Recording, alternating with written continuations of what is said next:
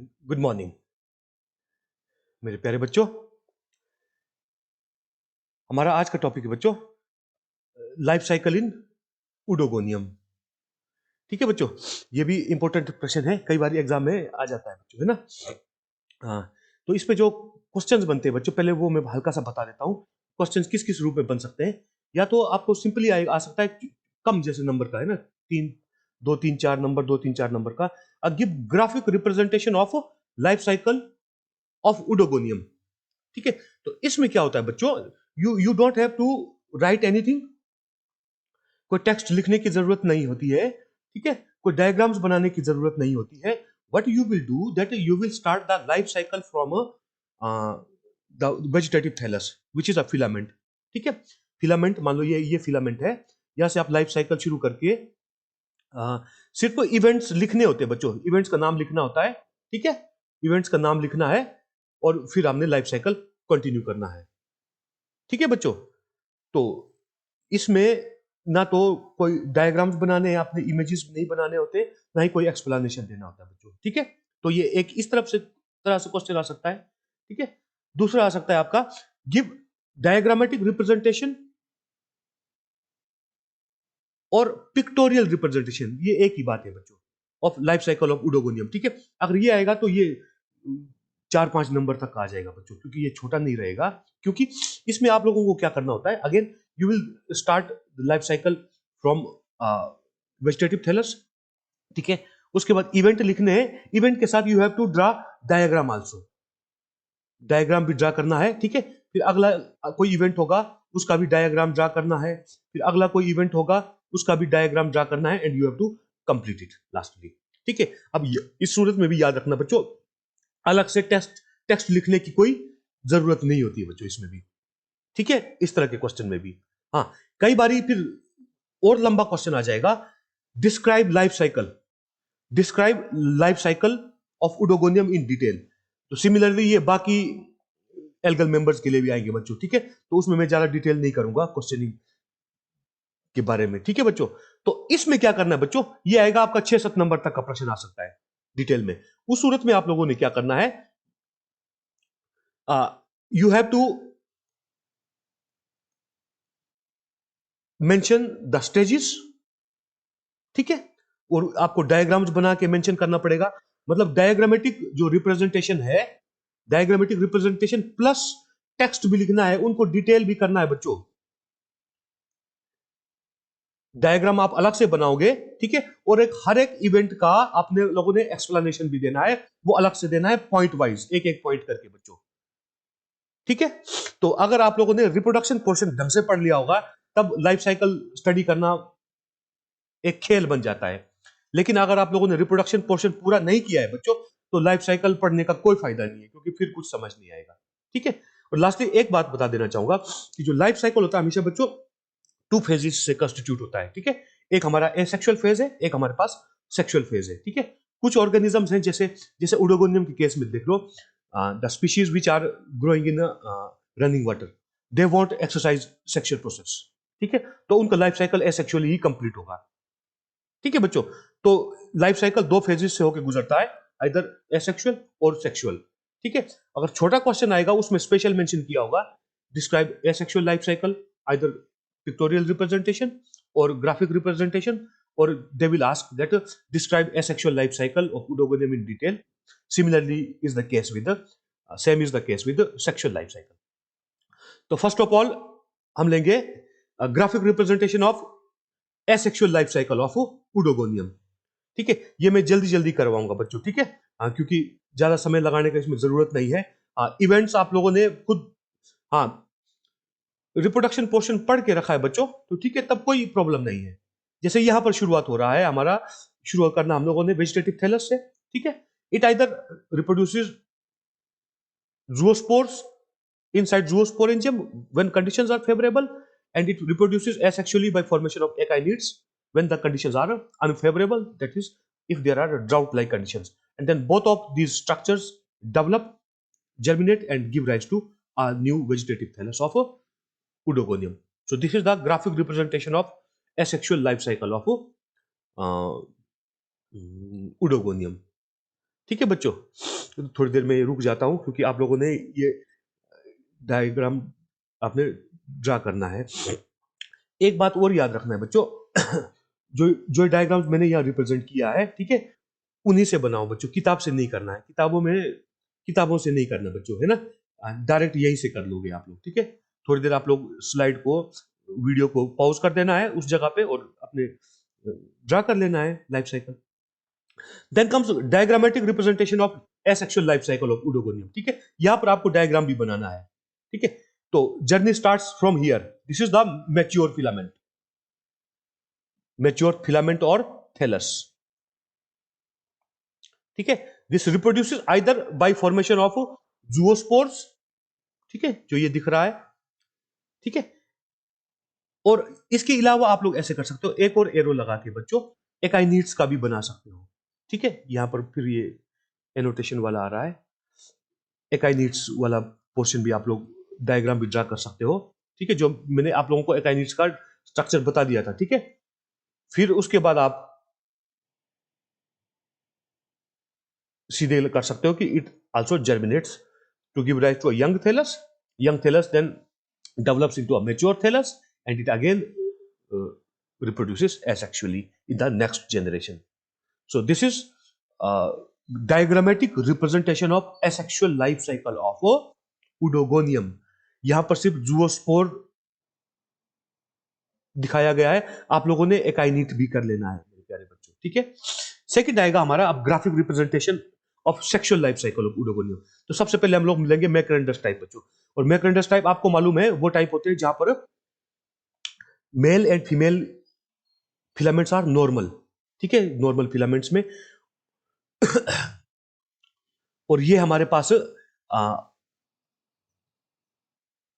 एंथीरिडिया बनेंगे mail filament के ऊपर, ओगोनिया बनेंगे फीमेल फिलामेंट के ऊपर, बोथ आर नॉर्मल। इसका मतलब कौन सा टाइप है बच्चों, ये मैकरेंडस टाइप, ठीक है। और मेल एंड फीमेल फिलामेंट्स दोनों अलग है, इसका मतलब क्या होगा, ये मैकरेंडस डायोशियस टाइप है, ठीक है। फीमेल फिलामेंट ओगोनियम बनाती है, मेल फिलामेंट एंथीरिडियम बनाता है, ठीक है।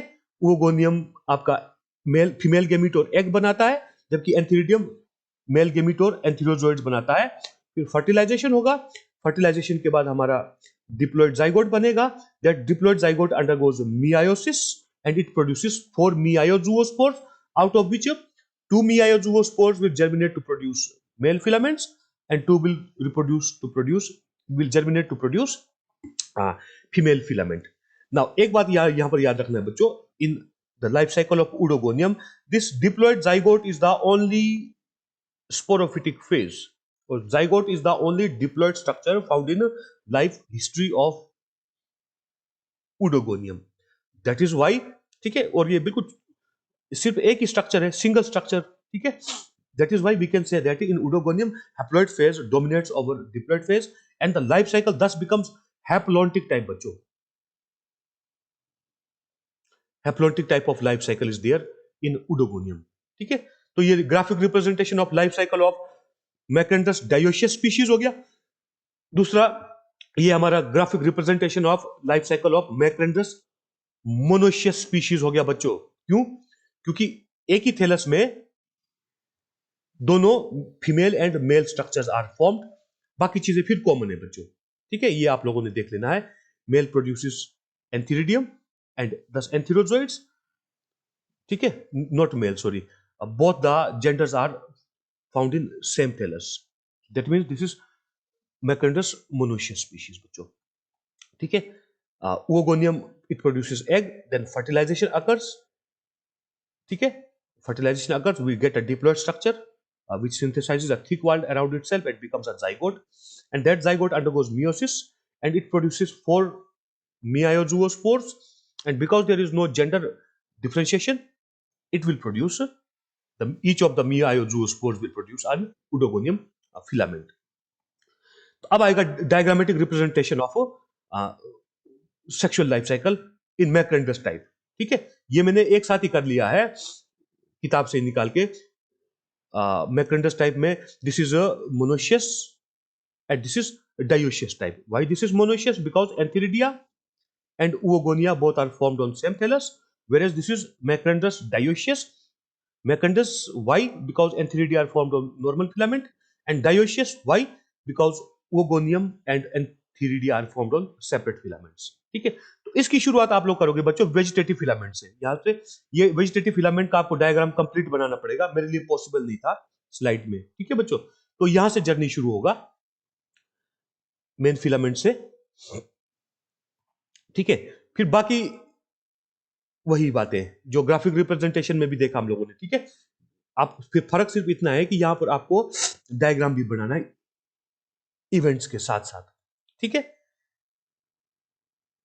Oogonium is produced, antheridia and antherozoids are produced. ठीक है, fertilisation occurs, this is fertilisation, and we get zygote. That zygote undergoes meiosis and it produces 4 daughter protoplasts, and finally each of the four daughter protoplasts, they transform into or metamorphose into a pyriform multiflagellated propagule called meiozoospores, and these meiozoospores finally germinate to produce a new thallus or the new plant body of Oogonium. Now we move to the Nenandrous type. ठीक है बच्चों, Nenandrous type क्या होते हैं? Oogonium species जहां पर Oogonium तो normal filament के ऊपर बनता है, जबकि जो एंथीरिडिया है वो हमारे ड्वार्फ मेल के ऊपर बनते हैं। और ड्वार्फ मेल कहां कैसे बनते हैं बच्चों? ड्वार्फ मेल और nannandrium is formed by germination of androspores. And how androspores are formed? Endrospores are formed inside Androsporangia, the structures which look similar to Antheridia. ठीक है, तो this is the graphic representation of life cycle of Nenandrous species. ठीक है, यहां पर आप एक हल्का सा नोट लिख सकते हो कि in Nenandrous type there are two different kind of species again. One is a Gynandrosporous type of species where the Androsporangia and Oogonium or Oogonia are formed on same thallus. ठीक है, और जो दूसरा type है Nenandrous में that is a Idioandrosporous types. तो Idioandrosporous species कौन से होते हैं? जहां पर Androsporangium और Oogonium दोनों अलग अलग फिलामेंट्स के ऊपर बनते हैं बच्चों। ठीक है, यहां मुझे फिर वो रिप्रेजेंट करना पॉसिबल नहीं लगा, तो आप लोगों ने एक नोट दे देना है बच्चों जब ये वाला क्वेश्चन आएगा तो। ठीक है, कौन सा? एक गाइनेंड्रोस्पोरस और एक इडियोएंड्रोस्पोरस टाइप का। ठीक है, जबकि बाकी चीजें फिर सेम है बच्चों। What happens? Androsporangium it produces androspores. Androspores germinate on either the wall of Oogonium or on the wall of supporting cell or suppalatory cell and produce a few-celled filament called the dwarf male or Nenandrium, ठीक है, which has a lower larger cell called basal cell, with the help of which it remains attached on the wall of Oogonium or on the wall of a supporting cell. ठीक है, and it has upper one or two smaller cells, and those upper two cells they become antheridium or antheridia, and antheridia produce antherozoids. ठीक है, similarly oogonium is formed on a normal filament. ठीक है, and oogonium produces egg, produces बोलो या तो the protoplast of oogonium, it becomes egg or ovum which is our female gamete. ठीक है, then both of these fuse and again we get a diploid structure called zygote. It has again in Nenandrous type also, but this zygote is the only diploid phase or the sporophytic phase in the life cycle of Oogonium. Thus the Macrantous type of species as well as Nenandrous type of species, they are said to have a haplontic type of life cycle only. ठीक है बच्चों, and finally what happens? This zygote undergoes meiosis. ठीक है, and we get four daughter protoplasts, and finally each of these daughter protoplasts metamorphose into meiozoospores. And how the meiozoospores look? They are very small, minute, pyriform or pear-shaped multiflagellated structures and green structures. ठीक है बच्चों, green structures, and finally each of those four you can write 4 here. 4 meiozospores, they germinate and they will produce a new vegetative filament of Oedogonium. तो ये हमारा life cycle हो गया बच्चों, ठीक है। आप लोग बोलोगे गुरुजी ने जल्दी जल्दी कर लिया है, क्योंकि मैं चैप्टर पढ़ा चुका हूं बच्चों। अब आप लोग भी जान लो, अगर आप रिप्रोडक्शन पोर्शन ढंग से कर लेते हो, ठीक है, तो ये सीखना आपको कोई मुश्किल नहीं रहेगा। लाइफ साइकिल सीखना इंपॉर्टेंट क्वेश्चन है बच्चों, ठीक है। फिर नेक्स्ट आएगा इसका नेनेंड्रस लाइफ साइकिल का ग्राफ, ये डायग्रामेटिक और पिक्टोरियल रिप्रेजेंटेशन। खासकर मैं रिक्वेस्ट करूंगा बच्चों, ये मैं थोड़ा एडिट किया है इसको, ठीक है, आपको इजी बनाने के लिए बच्चों, ठीक है। तो ये कम से कम यहीं से बना लेना है डायग्राम, ठीक है। हाँ, बुक खोल देना है, आपको पता चल जाएगा कि मैंने कौन कौन सा पोर्शन सेलेक्ट किया है मेरे प्यारे बच्चों, ठीक है। सो दिस इज दोनों तरह का मैंने एक ही इमेज में कर दिया है। This is gynandrosporous type, this one is Gynaendosporus type. Why? Because Endosporangia and Oogonia, they are formed on a same thallus, and whereas this one is Idioendosporus case. Why? Because here Oogonium is formed on separate filament and Endosporangia are formed on separate filament. ठीक है। Now what happens? यहाँ पर एक additional diagram आप बना लोगे छोटा सा, क्योंकि ये मैंने पेस्ट कर लिया था बच्चों स्लाइड के ऊपर, ठीक है। तो उस सूरत में मुझे एडिशनल डायग्राम में बनाना मुश्किल हो जाता है बच्चों, ठीक है। असल में ये दो इमेजेस को मैंने अलग अलग से पेस्ट किया है बच्चों, ठीक है। तो मेरे लिए ये छोटा सा डायग्राम बनाना भी पॉसिबल नहीं था।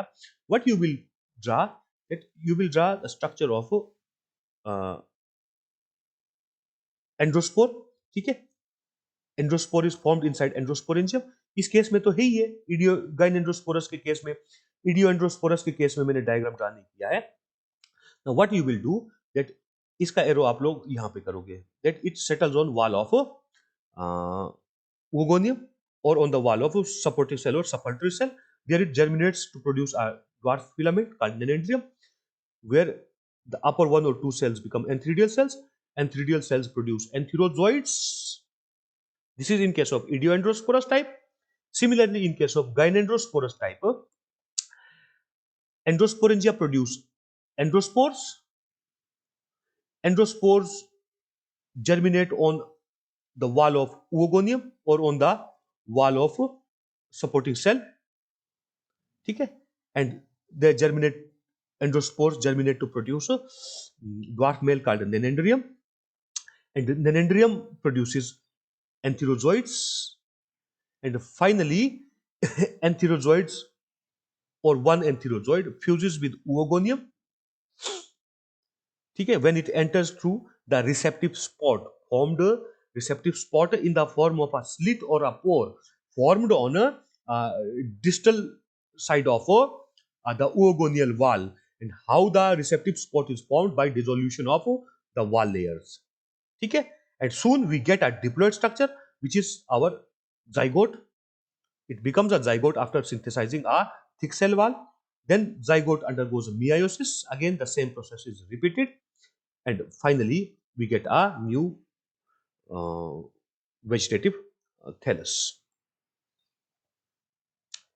ठीक है। तो जो ये वेजिटेटिव फिलामेंट है बच्चों, इसका भी डायग्राम आप लोगों ने ड्रा कर लेना प्लीज, ठीक है। अच्छे से डायग्राम जो शुरू के लेक्चर में मैंने बताया था आप लोगों को, द मैच्योर ओडोगोनियल फिलामेंट, ठीक है। यहां पर भी पॉसिबल नहीं था, नहीं तो ये काफी ऊपर चला जाता, ठीक है।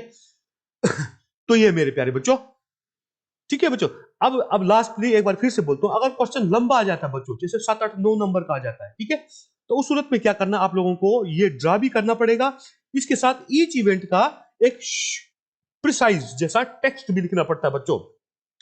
इवेंट्स को आप लोग बिल्कुल डेवलपमेंटल डिटेल्स को ज्यादा जाना जरूरत नहीं होता है इस सूरत में, ठीक है, ठीक है।